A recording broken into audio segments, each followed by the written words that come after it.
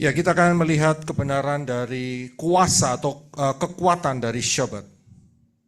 We're going to look at the truth of the power of Shabbat. Kita ingat bahwa dalam hidup kita sekarang tahun 2025, We see in that our life right now in 2025, di tangan saudara dan saya ada 66 kitab, yaitu Tanak dan Brit Hadasa. there are 66 books, that is Tanakh and Brit Hadasa, in your hands. Tanak Brit Hadasa itu biasa sering dikatakan sebagai perjanjian lama dan perjanjian baru. Tanakh and Brit Hadasa are typically referred to as the Old Testament and the New Testament. Dan di dalamnya itu banyak ayat. And there are many verses in there. Dan ayat-ayat itu terserak dari Kejadian sampai Wahyu. And those verses are spread out from Genesis to Revelation. Dan ayat-ayat itu menceritakan sejak masa penciptaan sorga, Shamayim, And those verses talk about the creation of Shemaim sampai di Yerusalem yang baru. until the New Jerusalem. Cuman kita harus minta pimpinan Ruah Yahweh Elohim We need the guidance of Holy untuk Spirit menata ayat-ayat itu to organize those verses sehingga menjadi satu kesatuan yang luar biasa. so that it becomes in one unity. Saudara pernah tahu yang namanya permainan puzzle? Do you know what a puzzle is? Banyak potongan-potongan dan itu harus dijadikan satu. There are many pieces in a puzzle that needs to be Seperti united. itulah ayat-ayat di dalam firman Elohim. Just like those, the word.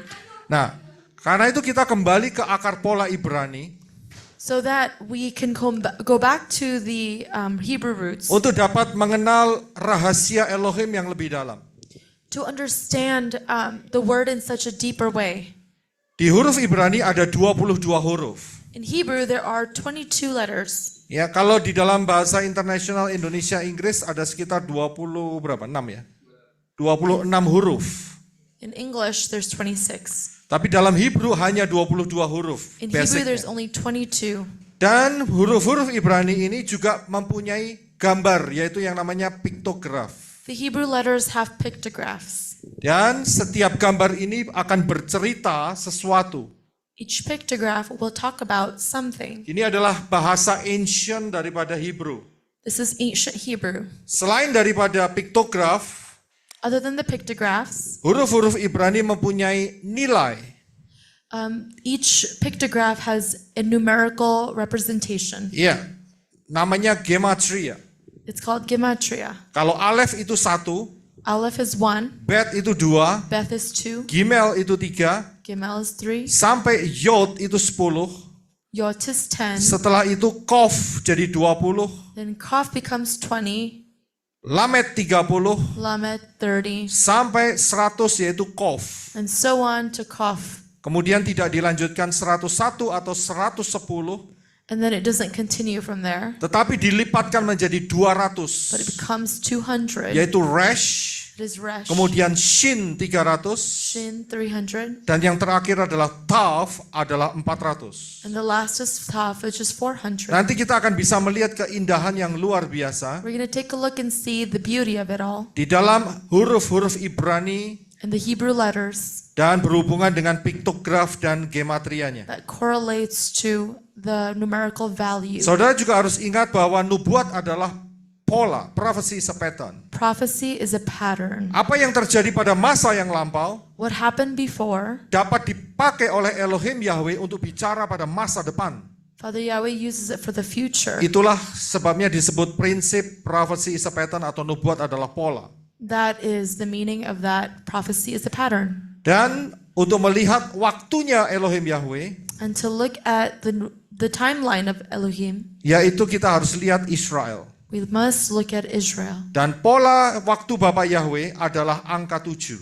And Father Yahweh's pattern is 7. Ya, jadi kita harus paham akan hal ini. So we must understand this. Saya yakin setiap orang yang ingin membangun rumah, I am sure that if a person wants to build a house, mereka tidak akan membangun rumah dari atapnya terlebih dahulu. they're not going to build it from the top.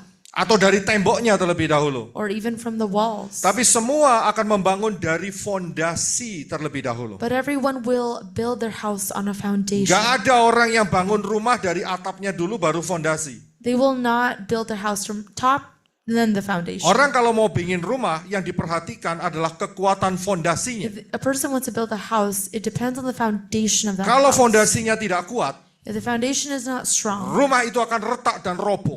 that house will be broken and fall. Tapi kalau fondasi rumah itu kuat, But if that house is strong, seberapapun yang dibangun di atasnya akan tetap berdiri. no matter what you build on top of it, it will still stand. Jadi kalau selama ini fondasi pengertian kita dalam daftar Elohim salah, So if our foundation of the word is wrong, maka kita harus bongkar sampai di fondasinya. so then that's why we must take it up, even destroy the foundation of it. Kita harus bongkar, kita harus ganti fondasinya. We must change the foundation. Kalau tidak, nanti akan roboh juga. If not, it will also fall. Kita harus memperhatikan yang satu ini. So we must pay attention to this. Pada saat Elohim Yahweh menciptakan, merenovasi bumi ini, When memanage bumi ini, When Father Yahweh managed and renovated this earth, Elohim Yahweh menggunakan satuan waktu yang telah ditetapkan. Elohim Yahweh, He created a certain time frame that was Yang telah made ditetapkan. permanent. Kita akan baca di dalam Kejadian atau Genesis atau Bereshit 1 ayat 5 dan Kejadian 2 ayat yang kedua. Silakan brother. Bahasa Inggrisnya enggak apa-apa, saudara yang bahasa Indonesia buka kitab suci sendiri ya.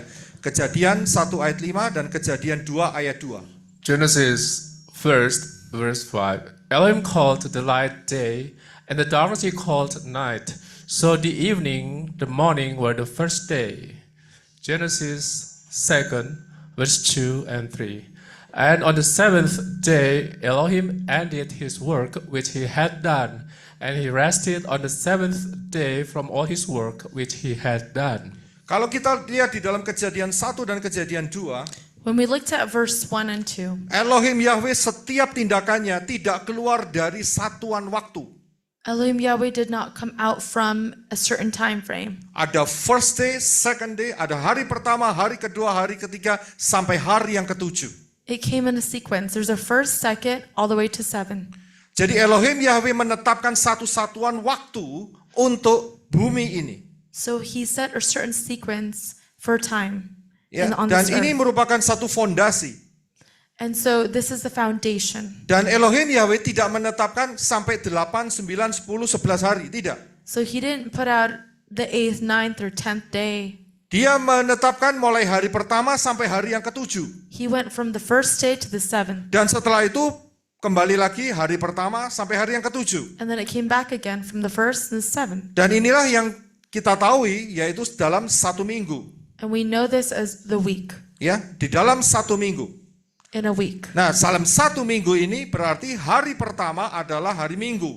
In a week, which means that Sunday is the first day. Dan hari yang ketujuh adalah hari Sabtu atau Syabat. And 7th day is a Saturday, which is Shabbat. Jadi Syabat adalah hari yang ketujuh. 7th day Nah, is Sabat inilah, Shabbat. fondasi inilah yang merupakan fondasi daripada pengertian daftar Elohim. This is the foundation of the understanding of the word of Elohim. Rumah yang saudara bangun, yaitu rumah spiritual saudara, fondasinya harus Syabat. The house that you build, the foundation must be Shabbat. Ya, karena ini ditetapkan oleh Elohim Yahweh. Because this is what Father Yahweh has framed for Nanti us. saudara akan mengerti mengapa fondasinya harus Syabat. And then you will understand later why the foundation must be Shabbat. Kita akan lihat langkah-langkah berikutnya. We will see the next steps. Ada yang disebut sebagai Sabat mingguan. Some people say it's weekly Shabbat. Ya, Sabat mingguan. Kita tahu Sabat mingguan itu dalam satu minggu, hari yang ketujuh adalah hari yang Syabat, hari Syabat. We know that on the 7th day is a Shabbat. Jadi bukan hari pertama atau sampai hari ke-6, tapi hari yang ketujuh adalah Syabat. Not the first or the 6th day, it's the 7th. Itu adalah Sabat mingguan. It is weekly Shabbat. Selain Syabat mingguan, Other than- ada juga yang disebut sebagai Sabat tahunan. Other than weekly Shabbat, there's also called yearly Shabbat. Tapi untuk tahunan itu cycle-nya harus 7 tahun.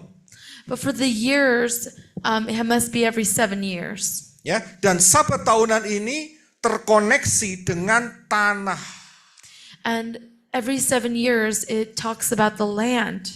Ya, karena tanah itu harus punya Sabat. It has a connection to the land because the land must have Shabbat. Tanah itu juga harus istirahat. The land must also rest. Kalau untuk manusia dikasih waktu 1 minggu. For a person, they are given 1 week. Hari yang ketujuh, manusia istirahat dari pekerjaannya. On the 7th day, man shall rest Supaya punya pemulihan kekuatan. so that they can renew their strength. Ya, itu mingguan. That is weekly. Tetapi untuk tanah diberlakukan 7 tahunan. But for land, it's every 7 years. Ayatnya ada di dalam Leviticus atau Imamat Fatsal 25 ayat 1 sampai 5. Yang Indonesia bisa buka sendiri ya. Leviticus atau Imamat Fatsal 25 ayat 1 sampai 5. Silakan Brother Enoch. Leviticus 25, verse 1. And Yahweh spoke to Moshe on Mount Sinai, saying, 2. Speak to the children of Israel and say to them, when you come into the land which I give you, then the land shall keep a Sabbath to Yahweh. 3. 6 years you shall sow your field, and 6 years you shall prune your vineyard and gather its fruit. 4. But in 7th year there shall be a Sabbath of solemn rest for the land, a Sabbath to Yahweh. You shall neither sow your field nor prune your vineyard. 5. What grows of its own accord of your harvest you shall not reap, nor gather the grapes of your untended vine, for it is a year of rest for the land. Jadi setiap tahun yang ketujuh, So every year on the 7th year, tanah Kami harus cycle. istirahat. the land must rest. Kalau manusia setiap hari ketujuh istirahat. For human beings, it's on the Tapi kalau untuk 7th tanah year. setiap or tahun yang day. ketujuh. For humans, it's the 7th day. Tahun pertama, tahun kedua, sampai tahun yang ke-6 boleh mengusahakan tanah. The first, second, or so on, how many years we can harvest the land. Ya, boleh membajak tanah. They could work on the land. Tetapi tahun yang ketujuh, tanah itu harus istirahat. But on the 7th day, the land must rest. Ya, jadi inilah Sabat secara tahunan. So this is a sabbatical year. Dan putarannya adalah setiap 7 tahun sekali. And it's every 7 years. Nah, Syabat ini juga tertulis di dalam Ten Commandments atau 10 perintah Elohim. Shabbat is also written in the 10 Commandments. Ya, di commandment yang nomor 4. In the 4th commandment, Ya, dikatakan ingatlah akan hari Syabat. it says, remember the Shabbat. Tidak boleh dilupakan. Do not forget it. Akan tetapi di dalam kitab Daniel But in the book of Daniel, ada satu firman Elohim yang menyatakan bahwa ada roh yang akan mengubah hukum dan waktu. there is a word that says that there is a spirit that will change the time and the year, The times and the law. the times and the law. Yaitu di dalam Daniel 7 ayat 25. It's in Daniel chapter 7. Roh ini akan mengubah waktu dan hukum. Daniel 7:25. He shall speak words against the Most High, shall persecute the sins of the Most High, and shall intend to change times and law. Dan hari ini kita bisa melihat faktanya. And today we can see the fact Bahwa Syabat itu digeser. that Shabbat was moved, Yaitu Syabat digeser menjadi hari Minggu. becoming Sunday. Hari Minggu itu bukan hari Syabat.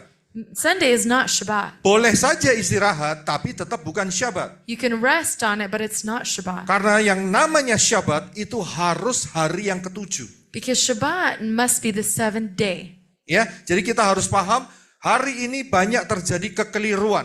Today there are many errors. Karena kekeliruan ini sudah berlangsung ratusan tahun. Because this error has been going on for hundreds of years. Dan kita yang baru lahir tidak menyangka bahwa ini adalah sebuah kekeliruan. And we who have been born, Tapi we didn't realize that. kalau kita kembali ke firman Elohim, We go back to the word of Elohim. kita harus mentaatinya. We must obey it. Kita mentaati firman Elohim We must obey a word lebih daripada perintah manusia. above human law. Karena itu kita kembali ke Syabat, yaitu pada hari yang ketujuh.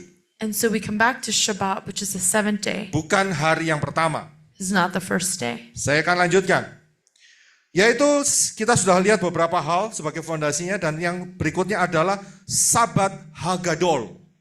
And there's Shabbat Hagadol. Ada istilah yang disebut sebagai Syabat besar atau Sabat Hagadol.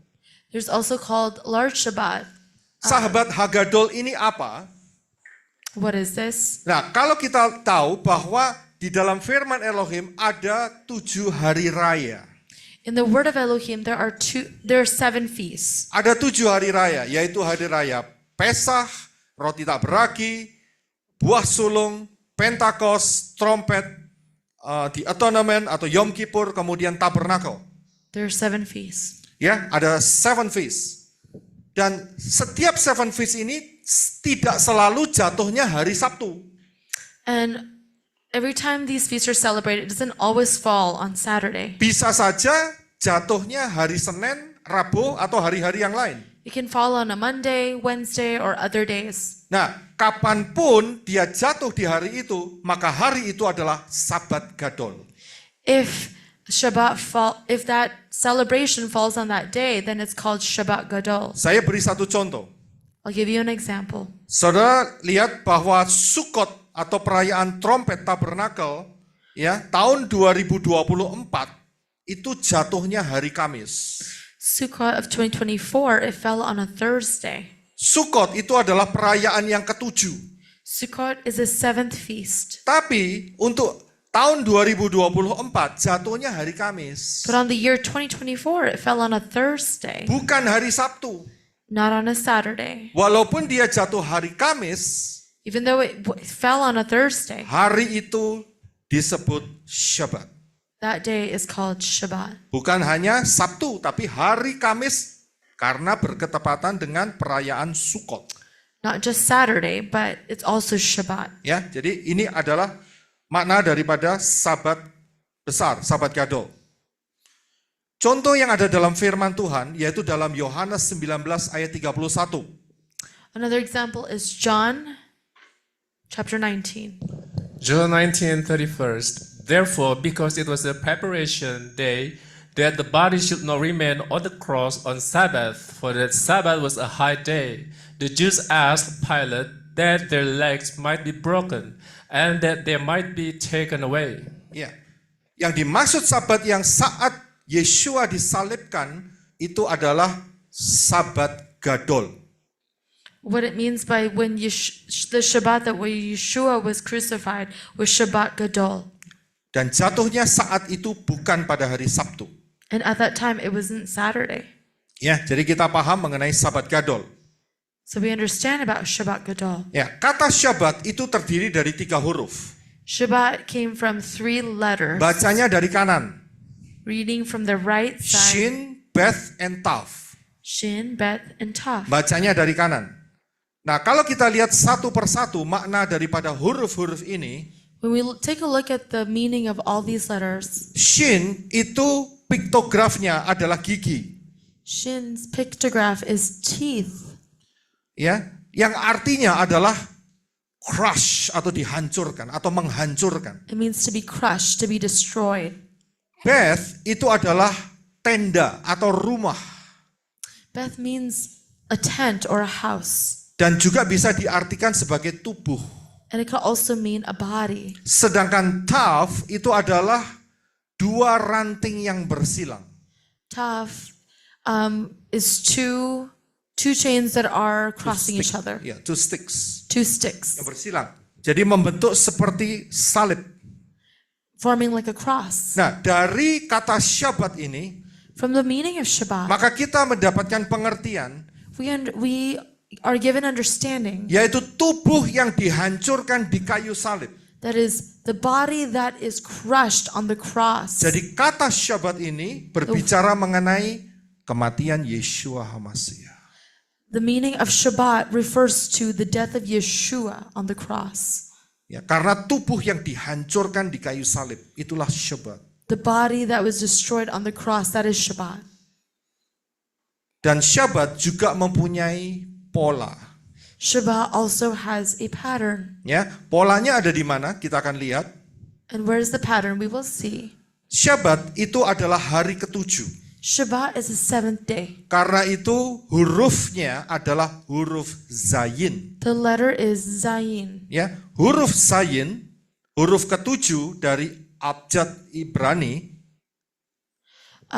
Is the seventh letter in the Hebrew letters. itu mempunyai makna adalah manusia yang dimahkotai. It says a man that has been crowned. Manusia yang dimahkotai. Crowned man. Itu adalah makna daripada salah satu makna dari huruf Zayin. That is the meaning of Zayin. Ya, dan pola Syabat ini juga ada di dalam 7 hari raya Elohim Yahweh. The pattern of Shabbat is also in the 7 feasts. Karena Elohim Yahweh menetapkan 7 hari raya.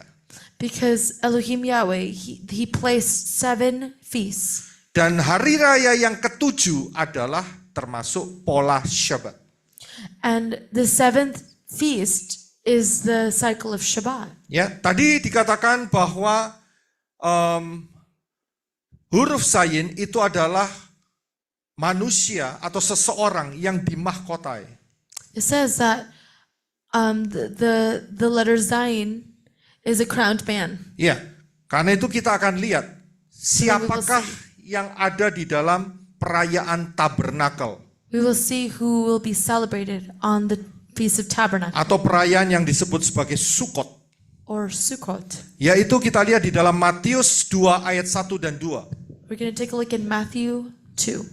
Matthew 2, verse 1. Now after Yeshua was born in Bethlehem of Judea in the days of Herod the king, behold, wise men from the east came to Jerusalem too, saying, Where is he who has been born king of the Jews? For we have seen his stars in the east and have come to worship him. Seorang raja, dia akan dimahkotai. A king's head will be crowned. Walaupun dia masih bayi, Even though he's a baby, Yeshua sudah disebut sebagai raja. Yeshua was already called a king. Ya, karena dikatakan oleh para Majus, di mana raja orang Yahudi yang dilahirkan itu? Because it says, but the Magi asked, where is the king? King of the Jew. King of the Jews. Yang dilahirkan. Aku mau menyembah dia. Jadi Is that- Yeshua walaupun bayi, dia adalah raja. Even though Yeshua was a baby, he was the king. Karena itu Yeshua lahirnya pada saat perayaan tabernakel atau Sukkot. That is why Yeshua was born on the Feast of Tabernacles, also called Sukkot. Nah, perayaan tabernakel atau Sukkot itu jatuhnya tanggal 15 Tisri. And Sukkot falls on the 15th of Tisri. Kalau kita konversikan dari kalender Ibrani menuju kalender Gregorian, If we convert between the Hebrew calendar and the Gregorian calendar, maka 15 Tisri itu sekitar akhir September atau awal Oktober. 15 Tisri is the end of September and the beginning of October. Jadi disitulah juru selamat dunia ini dilahirkan. It is at that time when the Savior of the world was born. Tidak di bulan-bulan yang lain. It wasn't born in any other month. Tetapi hanya di bulan Tisri, yaitu sekitar akhir September, awal Oktober. It had to be on Tisri, which is the end of September, beginning of October. Ya, jadi kelahiran Yeshua itu bukan bulan Desember. The birth of Yeshua could not be December. Ya, ini jadi kita dapat mengerti akan hal ini. Pattern Sabat itu juga mempunyai penggenapan secara mikro. The pattern of Shabbat also has a micro fulfillment. Ya, micro fulfillment dari Shabbat pattern of Shabbat. Yaitu pada saat kematian Yeshua sampai kebangkitannya. That is from the death of Yeshua until he's risen. Yeshua tidak mati hari Jumat. Yeshua did not die on Friday. Tapi Yeshua matinya hari Rabu sore. He died on Wednesday night. Sekitar jam 3 sore, Around 3 o'clock. dia mati dan 72 jam kemudian dia bangkit. Then 72 hours later, he was risen. Karena untuk memenuhi nubuatan yaitu di dalam Matius 12 ayat 40. This is to fulfill in Matthew. Matthew 12:40. For as Jonah was 3 days and 3 nights in the belly of the great fish, so will the Son of Man be 3 days and 3 nights, 72 hours in the heart of the earth. Jadi 3 days in 3 nights, 3 hari atau 3 malam itu sama dengan 72 jam. 30 days and 3 nights, the same thing as 72 hours. Kalau Yeshua matinya hari Rabu jam 3 sore, If Yeshua died on Wednesday, 3 maka p.m., Yeshua akan bangkit pada hari Sabtu Syabat jam 3 sore. therefore Yeshua will rise on Saturday, 3 Banyak p.m. orang berpikir Yeshua bangkitnya hari Minggu. People think that he was risen on Sunday. Itu satu pemikiran yang keliru. It's a wrong thought. Karena pada hari Minggu baru ketahuan dia sudah bangkit karena kuburnya sudah terbuka.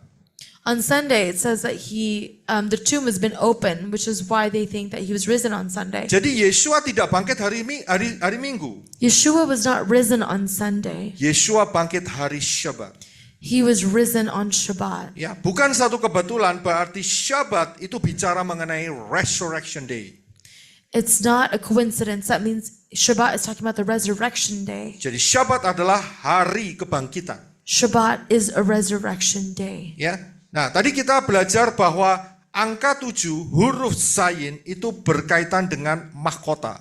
We learned earlier that the number 7, Zayin, is talking about a crown. Ya, yaitu raja di atas segala raja. That is a king above all kings. Kita akan buka ayatnya yaitu di dalam Wahyu 19. Inilah raja di atas segala raja yang dimahkotai. We're going to open in Revelation 19. Revelation 19:11. Now I saw heaven opened, and behold, a white horse, and he who sat on him was called Faithful and True, and in righteousness he judges and makes war. 12. His eyes were like a flame of fire, and on his head were many crowns. He had a name written that no one knew except himself. 13. He was clothed with a robe dipped in blood, and his name is called the Word of God. 14. And the armies in heaven, clothed in fine linen, white and clean, followed him on white horses. 15. Now out of his mouth goes a sharp sword, that within his should strike the nations, and he himself will rule them with a rod of iron. He himself treads the winepress for the fierceness and wrath of Almighty God. 16. And he has on his robe and on his thigh a name written, King of Kings and Lord of Lords. Ya, inilah penggenapan daripada huruf Zayin yang kedua. And this is the fulfillment of the number 7, Zayin. Zayin yang pertama saat kelahiran Yesua. The first Zayin was when the birth of Yeshua. Pada saat itu Yesua yang masih bayi tetap dipanggil sebagai raja orang Yahudi. At that time, Yeshua was a baby, yet he was still called the King of the Jews. Sedangkan Zayin di dalam Wahyu 19 The Zayin in Revelation 19 adalah Yesua yang akan datang dan memerintah dalam kerajaan 1000 tahun. is Yeshua who will come and he will reign 1,000 years. Dan pada saat dia datang, dia mempunyai banyak mahkota di kepalanya. And then at that time when he comes, he will have many crowns on his head. Bukan satu kebetulan, tapi ini satu pattern daripada Syabat. It's not a coincidence, but it's a pattern of Shabbat. Jadi pada saat perayaan Tabernakel So at the celebration of tabernacles atau Sukkot, or Sukkot, disitulah gambaran mengenai kerajaan 1000 tahun. it talks about the 1,000-year kingdom. Yaitu Yeshua memerintah sebagai raja di atas bumi selama 1000 tahun. That is Yeshua who will reign above the earth for 1,000 years. Dan inilah merupakan penggenapan secara makro. And it's talking about a macro fulfillment. Yaitu milenial, Syabat milenial.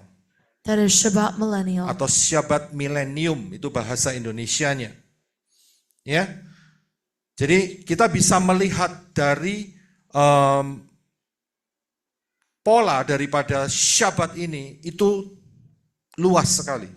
We can see the pattern of Shabbat is expanded. Nah, kita akan coba melihat dari 7 hari raya ini. Pattern of Shabbat melalui 7 hari raya Elohim Yahweh. We're going to take a look at the 7 patterns of Shabbat. Yang pertama adalah di dalam 7 hari raya itu yang dilakukan hari raya yang pertama adalah Pesach. Is the pattern of Shabbat from the 7 feasts. The first feast is a Pesach. Atau yang disebut sebagai Passover in English atau Paskah seperti itu ya di Indonesianya. Nah, perayaan pertama adalah Pesach. Mengapa? Karena di dalam Kejadian 3:21 disitulah Pesach pertama. Why Pesach? Because in Genesis 3 verse 21 is the first Pesach. Genesis 3:21. Also for Adam and his wife, Yahweh Elohim made tunics of skin and clothed them. Jadi Pesach pertama itu bukan saat Israel keluar dari tanah Misraim atau tanah Mesir. So the first Pesach is not when Israel came out of Mitzrayim or Egypt, Sebelum jatuhnya tulah ke-10. before the 10 plagues. Itu bukan Pesach pertama. That was not the first Pesach. Pesach pertama itu terjadi di Taman Eden. The first Pesach was in the Garden of Eden. Karena disitulah Elohim Yahweh menyembelih domba It is there where the Elohim Yahweh, he sacrificed a lamb. dan kulitnya dipakaikan sebagai baju untuk manusia supaya menutupi ketelanjangannya. And the skin was used to cover man of their nakedness. Jadi pada saat Adam dan Hawa jatuh dalam dosa, So when Adam and Eve fell into sin, Elohim Yahweh langsung turun tangan Elohim Yahweh came down with his hand supaya dia tidak sempat mengambil buah pohon kehidupan. so that they do not get the opportunity to take the fruit from the tree of life. Dan saat itu Adam dan Hawa berusaha menutupi ketelanjangannya dengan daun pohon ara. And at that time, Adam and Eve attempted to cover themselves with fig leaves. Elohim Yahweh langsung bertindak saat itu, Elohim Yahweh, he acted at that time, yaitu dengan mengorbankan domba saat itu. and he acted by sacrificing a lamb. Jadi pada saat Adam dan Hawa jatuh dalam dosa, So when Adam and Eve fell into sin, kita sudah tahu tanggalnya, we know when it was. yaitu tanggal 14 Nisan. That was 14 of Nisan. Ya, 14-nya karena Pesach itu harus dirayakan setiap tanggal 14 Nisan. Because Pesach must be 14 of Nisan every year. Ya, jadi perayaan pertama adalah Pesach. The first celebration of Pesach. Dan kalau saudara lihat And you can melalui see timeline, from the timeline, ya, melalui timeline kita akan bisa melihat, ya, kita akan bisa melihat Pesach itu sudah terjadi saat di mana Adam dan Hawa jatuh dalam dosa. if we look at the timeline, Pesach already happened at the time of Adam and Eve when they fell into sin. Ya, jadi kita bisa lihat ya hubungannya dengan 7 hari raya. So we can see the connection between the 7 feasts and the Sabbath. Yang kedua adalah prinsip Yobel. And the second thing is the principle of Yobel. Kalau kita lihat ayat dari Yobel, ada 2 prinsip dalam peristiwa Yobel. 2 principles of Jubilee. Itu terdapat di dalam Imamat 25 ayat 10. Leviticus 25 ayat 10. Leviticus 25:10. And you shall consecrate the 50th year and proclaim liberty throughout all the land to all its inhabitants. It shall be a jubilee for you, and each of you shall return to his possession, and each of you shall return to his family. Ya, ini prinsip pertama adalah pembebasan manusianya. The first principle is talking about the release of the man. Ya, ini pembebasan untuk manusianya, itu prinsip Yobel yang pertama. It's talking about the freedom of a man is the first principle of Prinsip Jubilee. Yobel yang kedua adalah pembebasan tanahnya. The second principle is the release of the land. Ayatnya sama, cuman penekanannya yang berbeda. Yang pertama adalah proclaim liberty inhabitants. The same, there's the same verse, First, it's called the proclaim liberty of the inhabitants. Tetapi yang kedua adalah return to his possession, kembali ke tempat tinggalnya. And the second is to return to his possession. Jadi ayatnya sama, It's the same verse, tapi mengandung dua prinsip.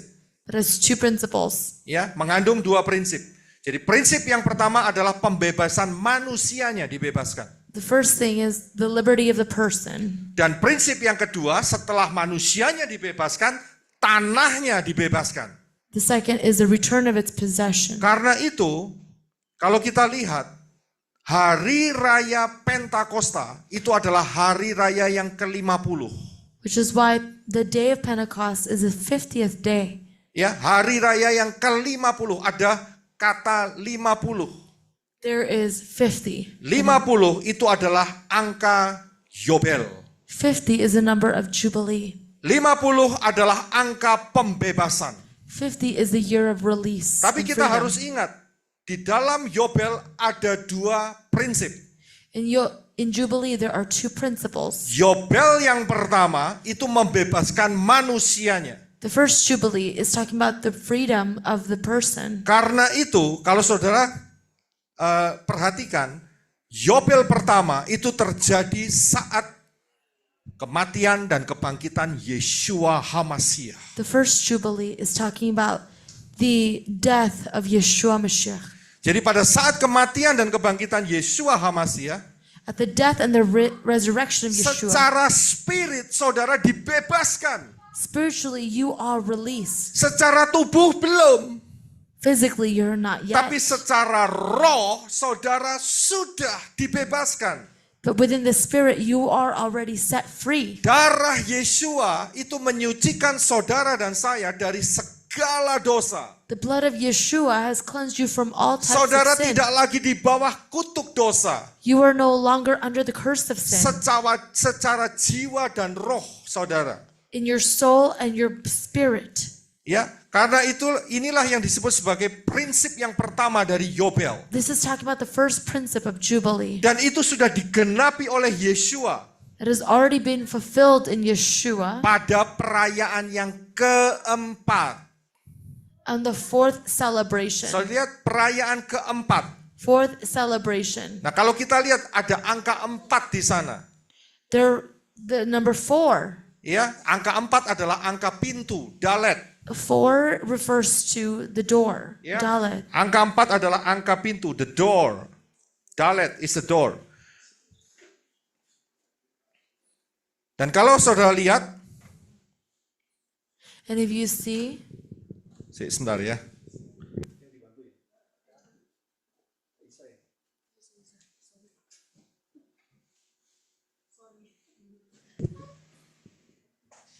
Ya, kalau saudara lihat, sejak kejatuhan Adam dan Hawa, if you see from the fall of Adam and Eve sampai kematian Yeshua HaMashiach, till the death of Yeshua, ada 4.000 tahun. there are 4,000 years. Dan ini bukan satu kebetulan. This is not a coincidence. Pembebasan itu adalah hari raya keempat yang ditetapkan Bapa Yahweh. That release is on the 4th day. Saudara bisa lihat urut-urutannya. Hari raya keempat adalah Yobel, tahap pertama. The 4th feast is Jubilee. Yaitu 4.000 tahun setelah kejatuhan Adam dan Hawa. That is 4,000 years after the fall of Adam Dan itu and Eve. tepat. And that is Itu precise sekali. Itu very tepat sekali. precise. Ya, inilah prinsip Yobel yang pertama. Prinsip Yobel yang kedua The second principle adalah kembali ke daerah atau ke rumah atau ke tanahnya. is to come back to his possession. Yaitu mengenai pembebasan tanah. It's talking about the return of his possession Berbicara juga mengenai pembebasan tubuh. and also the release of the Dan body. ini akan terjadi saat kedatangan Yeshua HaMashiach memerintah sebagai raja And this is going to happen when Yeshua comes back to di become dalam king kerajaan 1000 tahun. in the 1,000-year kingdom. Hari ini tahun 2025. Today is 2025. Tanah ini masih dikuasai setan. This land is controlled by Satan. Tapi nanti sebentar lagi. Later on, Di dalam kerajaan 1000 tahun. in the 1,000-year kingdom, Tanah ini akan dikuasai oleh Yeshua HaMashiach. this land will be will be reigned by Yeshua Mashiach. Inilah yang disebut sebagai Yobel yang kedua, This prinsip is talking Yobel yang about the kedua. second Yobel, Jubilee. Jadi kita bisa lihat, karena itu pada saat kita merayakan Shabbat, That's why when we celebrate Shabbat, setiap minggunya, ya, every week, setiap minggunya, maka kita harus ingat akan 5 hal. we must remember these 5 things. Yang pertama yaitu kelahiran Yeshua HaMashiach. That Itulah is Shabbat. the death, the birth birth. of Yeshua. Ya, karena Yeshua HaMashiach lahir saat Sukkot atau Tabernakel. Because Yeshua was born on Sukkot. Jadi pada saat kita melakukan Shabbat tiap minggunya, kita ingat, oh Yeshua lahir.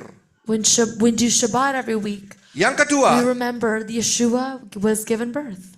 yang kita harus ingat, yaitu pada saat Shabbat, The second thing is on the day of Shabbat, kita ingat akan kematian Yeshua HaMashiach. we remember his death. Ya, karena Shabbat itu mempunyai makna tubuh yang dihancurkan di kayu salib. Because Shabbat has the meaning that the body has been crushed on Saat the kita cross. merayakan Shabbat mingguan, When we celebrate saat the kita weekly merayakan Shabbat, Shabbat Gadol, when we celebrate Shabbat Gadol, kita ingat kelahiran Yeshua, remember the birth of kita Yeshua. ingat kematian Yeshua Remember the death of Yeshua untuk saudara dan for saya. you and I. Yang ketiga, The third, kalau kita merayakan Shabbat, if we celebrate Shabbat, maka kita akan mengingat hari kebangkitan. we shall remember his resurrection. Kita akan mengingat hari kebangkitan dengan tubuh kemuliaan. We remember his resurrection. Kita akan mengingat bahwa di Syabat itu merupakan pola yang berbicara mengenai tubuh kemuliaan. Remember in Shabbat, he is talking about the resurrection, the glorious body. Berarti kalau tubuh kemuliaan itu berarti berhubungan dengan harpazo, With the glorious body is talking about harpazo, yaitu pengangkatan, rapture. that is known as Itu yang rapture. ketiga. Saat kita melakukan Syabat, When we do Shabbat, maka kita akan mengingat kita dibebaskan. we are released. Kita dibebaskan. Dan Syabat mempunyai angka 50. Shabbat has a meaning of 50, Dan itu berbicara mengenai turunnya Ruach HaKodesh. and that is talking about the coming down of the Holy Spirit Plus turunnya Torah. and the giving of the Torah. Jadi kita harus paham. Kita akan ingat pada saat Syabat kita akan ingat Torah. And so in Shabbat we remember Torah. Pada saat Syabat kita akan ingat Ruach Yahweh Elohim. At Shabbat we learn about the Spirit of Elohim.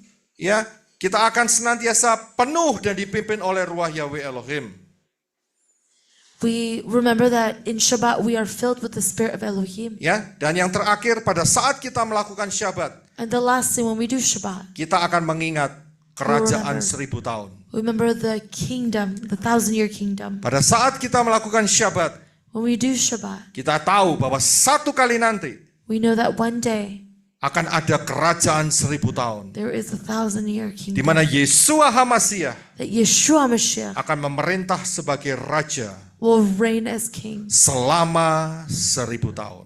for 1,000 Jadi years. pada saat kita melakukan Syabat, So when we do Shabbat hari Sabtu, on Saturday, kita ingat kelahiran Yeshua. remember his birth, Kita ingat kematiannya. remember his death, Kita ingat kebangkitannya. remember his Kita resurrection, ingat akan harpazo. remember about rapture, Kita akan ingat akan tubuh kemuliaan. and about glorious body, Kita akan ingat angka pembebasan, and the number of freedom, liberty. yaitu Ruach Yahweh Elohim. That is the Spirit of Elohim. Dan kita bisa bebas untuk melayani Elohim And we are free to serve Elohim, yang berhubungan dengan Torah. who is connected to Torah. Fondasinya adalah Torah. The foundation is Torah. Dan juga pada saat kita melakukan Syabat, And whenever we do Shabbat, kita akan mengingat bahwa Yeshua HaMashiach akan we'll remember memerintah that Yeshua will reign selama 1000 tahun. for 1,000 years. Haleluya, Bapak yang berkati saudara sekalian. Hallelujah. Father, we bless you all. Shalom. Shalom.